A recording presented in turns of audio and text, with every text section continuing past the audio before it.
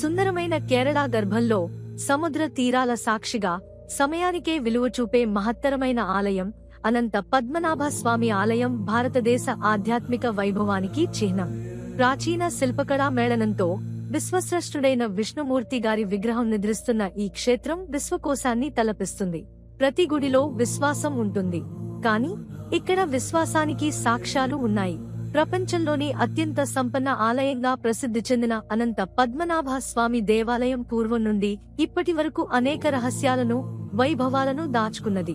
ఆలయం ఆవరణలో అడుగు పెట్టగానే మీరు ఒక కొత్త లోకంలోకి ప్రవేశించినట్టు అనిపిస్తుంది. ఈ ఆలయం చరిత్రలోకి తీసుకెళ్తే కలియుగంలోని అనేక రహస్యాలు మీ ముందుకు వస్తాయి. ఇక్కడి విగ్రహం, ఆభరణాలు, రత్నాల ఘనత అన్నీ కలిసొచ్చే గాథలు వినడానికి మనసు ఆసక్తిగా ఉంటుంది. మన భారతదేశం ఆధ్యాత్మికత, సాంప్రదాయాలకు నిలయంగా నిలుస్తోంది. అందులో కేరళ రాష్ట్రం హృదయానికే ప్రాణమిచ్చిన ఒక గొప్ప ఆలయం శ్రీ అనంత పద్మనాభస్వామి దేవాలయం. ఈ ప్రదేశం దైవత్వానికి, సంప్రదాయానికి ప్రతీక. కేరళ రాష్ట్ర రాజధాని తిరువనంతపురంలోని శ్రీ అనంత పద్మనాభ స్వామివారు ఆదిశేషుడు అనే నాగుడిని పాన్పుగా చేసుకుని విశ్రాంతి తీసుకుంటున్న స్వరూపంలో దర్శనమిస్తారు. అందువల్ల ఈ ఆలయాన్ని అనంతసేనము అని పిలుస్తారు. దీనిని అనంతవనం అని కూడా అంటారు. ఇక్కడ అనంతుడు అనే సర్పరాజు స్థిర నివాసం ఏర్పరచుకున్నాడు. ఈ ఆలయంలోకి హిందువులనే అనుమతిస్తారు. ప్రవర్తనలో సాంప్రదాయాన్ని పాటించడం అత్యంత ముఖ్యమైనది. మగవారు పంచెలు ధరించాలి. స్త్రీలు ఆధునిక దుస్తులు కాకుండా సాంప్రదాయ వస్త్రాలను మాత్రమే ధరించాలి. తన నాభిలో బ్రహ్మదేవుడు కొలువుదీరిన పద్మాన్ని కలిగి ఉన్న శ్రీ మహావిష్ణువు అందరికీ అనంత పద్మనాభుడు అనే పేరుతో ప్రసిద్ధుడు. ఈ ఆలయ దేవేరి శ్రీహరిలక్ష్మి తాయారు. ఆలయ ప్రవేశం తూర్పు, పశ్చిమ ద్వారాల ద్వారా జరుగుతుంది. తూర్పు వైపున మహాద్వారం ఉంది. ఆలయానికి ఆనుకుని ఈశాన్య భాగంలో పద్మతీర్థం అనే పుష్కరిణి ఉంది. ఇది మరింత పవిత్రతను చేకూర్చే ప్రదేశం. ఈ ఆలయ గర్భగుడి చాలా విశాలమైనది. ఇది సుమారు 5-6 అడుగుల ఎత్తైన వేదికపై ఉంది. గర్భాలయం ముందు కూడా అదే ఎత్తులో ఒక వేదిక ఉంది. అక్కడి నుంచే భక్తులు స్వామివారి దివ్య దర్శనం చేసుకుంటారు. గర్భగుడి వెనుక భాగంలో మరొక వేదిక ఉంది. అది కొంచెం ఎక్కువ ఎత్తులో విస్తరించి ఉంటుంది. ఈ గర్భగుడి వెనుక ఉన్న వేదిక కింద నేల మాళిగలు ఉన్నాయి. ఈ మాళిగలకు 3 వైపుల తలుపులు ఉన్నాయి. ఇవన్నీ తాళాలు వేసి సీలులతో మూసివేశారు. ఈ గర్భగుడి లోపల దైవత్వంతో పాటు అనేక రహస్యాలు దాగి ఉన్నాయనేది నమ్మకం. పద్మనాభస్వామి ఆలయానికి ప్రత్యేకత కలిగించే మరో అంశం ఒక 100 అడుగుల ఎత్తైన 7 అంతస్తుల గాలి గోపురం. ఇది ఎంతో వైభవంగా నిలుస్తుంది. స్వామివారి ఆలయం గ్రానైట్ రాయితో తొలిచిన స్తంభాల మధ్య నడవాలో ఉంది. నడవాకి తూర్పున ఉన్న గర్భగుడిలో స్వామివారు విశ్రాంతి తీసుకుంటారు. ఈ ఆలయానికి అలంకారం 80 అడుగుల ఎత్తైన ధ్వజస్తంభం. ఇది భక్తుల హృదయాల్లో దైవభక్తిని మరింత పెంచేలా ఉంటుంది. అలాగే ఆలయంలో 68 నల్లరాతి స్తంభాలతో మోపబడ్డ వసారాలు ఉన్నాయి.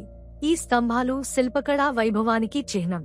ఈ ఆలయం ట్రావన్కోర్ ప్రాంతాన్ని పాలించిన రాజా మార్తాండవర్మ గారి కాలంలో నిర్మించబడింది. ఇది కేవలం ఒక ఆలయం కాకుండా ఆధ్యాత్మికతకు, సాంస్కృతిక సంపదకు చిరునామాగా నిలిచింది.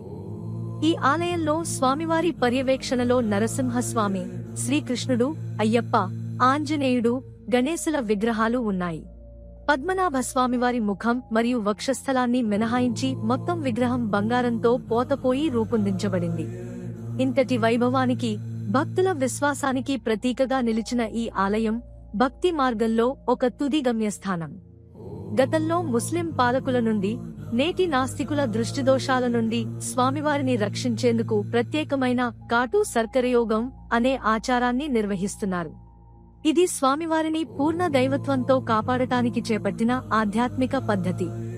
ఈ దివ్యక్షేత్రానికి సంబంధించిన స్థల పురాణం అనంతసేన మహత్యం ప్రకారం కలియుగ ఆరంభంలో తులువంశ బ్రాహ్మణ ఋషి దివాకరముని ఆధ్వర్యంలో ఈ ఆలయం నిర్మితమైంది. విష్ణుభక్తుడైన దివాకరముని తపస్సు చేసేటప్పుడు శ్రీ మహావిష్ణువు 2 సంవత్సరాల బాలుడి రూపంలో ఆయనకు దర్శనమిచ్చారు. ఆ బాలుడి ముఖవర్చస్సుకు మంత్రము గులైన ముని తన వద్ద ఉండాలని కోరారు. కాని ఆ బాలుడు తన మీద ప్రేమతోనే చూడాలని, తప్పితే వెళ్లిపోతానని ఒక ఆంక్ష విధించాడు. దివాకరముని ఆ బాలుడిని ఎంతో సంతోషంతో చూసుకుంటూ ఉంటే ఒకరోజు బాలుడు సాలగ్రామాన్ని నోటిలో పెట్టుకుని పరుగెత్తాడు. ముని ఆగ్రహంతో కోప్పడగా, బాలుడు నన్ను అనంత అడవులలో వెతుకు అని చెప్పి అదృశ్యమయ్యాడు. ఆ బాలుడిని వెతుకుతూ దివాకరముని ముందుకు సాగుతూ అతన్ని ఒక మహావృక్షం వద్ద కనిపించగానే ఆ వృక్షం తెరిచి శ్రీ మహావిష్ణువు అనంత శేషసేనుడిగా దర్శనమిచ్చారు. స్వామివారి మహారూపం 9 యోజనాల పొడవుతో విస్తరించి ఉంది. శిరస్సు, తిరువళ్లం, పాదాలు త్రిప్పాపూర్ వద్ద కనిపించాయి. దివాకరముని వేడుకున్న తర్వాత స్వామి ప్రస్తుత రూపంలో అవతరించి భక్తులకు దర్శనమిచ్చారు. ఈ మహిమాన్విత స్వామిని దివాకరముని తెచ్చి ప్రస్తుత తిరువనంతపురంలో ప్రతిష్ఠించారు. ఈ ప్రాంగణంలో భక్తుల నమ్మకాన్ని పెంచుతూ శ్రీ అనంత పద్మనాభస్వామి ఆలయం సకల దైవమూర్తులకు నివాసంగా నిలిచింది. ఆదిశేషుని పాన్పుగా చేసుకుని విశ్రాంతి తీసుకుంటున్న శ్రీ మహావిష్ణువు అనంత పద్మనాభస్వామి రూపంలో ఆధ్యాత్మిక శక్తిని ప్రతిబింబించే ఈ ఆలయం కేవలం భక్తుల ప్రార్థనల ఆలయం మాత్రమే కాదు, చరిత్ర, సంప్రదాయాల కలయికగా నిలిచిన ఒక మహాక్షేత్రం. ఈ ఆలయ నిర్మాణం అనేక శతాబ్దాలుగా అంచెలంచెలుగా జరిగిందని చారిత్రక ఆధారాలు తెలుపుతున్నాయి. సుమారు 5వ శతాబ్ద కాలంలో చేరమాన్ పెరుమాళ్ అనే రాజు ఈ ఆలయానికి పునాది వేసినట్లు చెప్పబడింది. ట్రావెన్కూర్ సంస్థాన వ్యవస్థాపకుడైన మార్తాండవర్మ శ్రీ పద్మనాభస్వామిని తన రాజ్యానికి పరమాధిపతిగా ప్రకటించి తనను పద్మనాభదాసుడిగా స్వీకరించారు. స్వామివారి శంఖాన్ని తన రాజ్యానికి అధికారిక చిహ్నంగా ఏర్పాటు చేశారు. ఈ ఆలయాన్ని మరింత వైభవంగా పునర్నిర్మించి స్వామివారి పూజా విధులను విస్తరించారు. భారతదేశంలోని వివిధ నదుల నుండి పవిత్రమైన 12,000 సాలగ్రామాలను అత్యంత శ్రద్ధతో తెప్పించి వాటిని ప్రత్యేకంగా తయారు చేసిన పటిక బెల్లపు జిగురుతో అతికించి ప్రస్తుతం మనం చూసే పద్మనాభస్వామి విగ్రహాన్ని రూపొందించారు. ఈ విగ్రహం భక్తుల భక్తి శ్రద్ధకు సాక్ష్యంగా ఆధ్యాత్మిక తేజస్సును ప్రతిబింబిస్తూ నిలుస్తుంది. ఈ ఆలయ గోపురం చుట్టూ ఉన్న 4 ముఖద్వారాలు చుట్టూ ఆవరణ ప్రహరీతో గోచరిస్తాయి. ఆలయ ప్రాంగణంలో స్వామి ఊరేగింపుల కోసం ఒక ప్రత్యేక ప్రదేశం రూపొందించబడింది. ఈ ప్రాంగణం 4 మూలలలో 4 ఉయ్యాల మండపాలతో అద్భుతమైన శిల్పకళా నైపుణ్యంతో నిర్మించబడింది. తూర్పు ముఖద్వారం వద్ద 3 ఎకరాల విస్తీర్ణంలో నిర్మించిన పుష్కరిణి ఈ ఆలయ సౌందర్యానికి మరింత చారం చేర్చింది. ఈ ప్రధాన ఆలయంలో నారసింహస్వామి, శాస్త్ర, అయ్యప్ప, పార్థసారథి వంటి దేవతల ఆలయాలు ప్రత్యేకంగా నిలిచాయి. ఇక ధ్వజస్తంభం వద్ద ఆంజనేయ స్వామి విగ్రహం భక్తుల ప్రత్యేక పూజలకే దర్శనమిస్తుంది. అనంతసేన ముద్రలో ఉన్న శ్రీ అనంత పద్మనాభుడు యోగ నిద్రలో అనంతుడనే సర్పం మీద విశ్రాంతి తీసుకుంటూ భక్తులకు దర్శనమిస్తాడు. స్వామి దక్షిణ దిక్కుకు తలపెట్టి తూర్పుముఖంగా నిఖిల సృష్టిని కాపాడుతున్నాడు. ఈ దివ్య విగ్రహం నేపాల్లోని గండకీ నది నుండి తెప్పించిన 12,000 సాలగ్రామాలతో కటుసర్కర యోగం అనే ఆయుర్వేద ఔషధాల మిశ్రమంతో తయారైంది. ఈ విగ్రహానికి అభిషేకం చేయకుండా కేవలం పూలతో మాత్రమే పూజించడం ఇక్కడి ప్రత్యేకత. పద్మనాభుని విగ్రహం ముఖభాగం, వక్షస్థలం మినహా కిరీటం, కుండలాలు, సాలగ్రామహారం మరియు పాదాలు అన్నీ బంగారంతో రూపొందించబడ్డాయి. కటుసర్కర రక్షణ కారణంగా ఆలయం దుర్గతులకు గురి కాకుండా ఉంది. ఈ ఆలయంలోని అర్చకులలో సగం ఇప్పటికీ తులువ వంశీయులే. వీరు కర్ణాటకలోని ఉడిపి ప్రాంతానికి చెందిన నంబూద్రి బ్రాహ్మణులు. కేరళలో అత్యంత నిష్ఠాగరిష్ఠులైన పురోహిత వంశం ఈ నంబూద్రులు. ఈ వంశీయులు తమ సంప్రదాయ నిబంధనలతో స్వామివారికి అర్చనాదులు నిర్వహిస్తూ వారి సేవలతో ఆలయ వైభవాన్ని నిలుపుతున్నారు.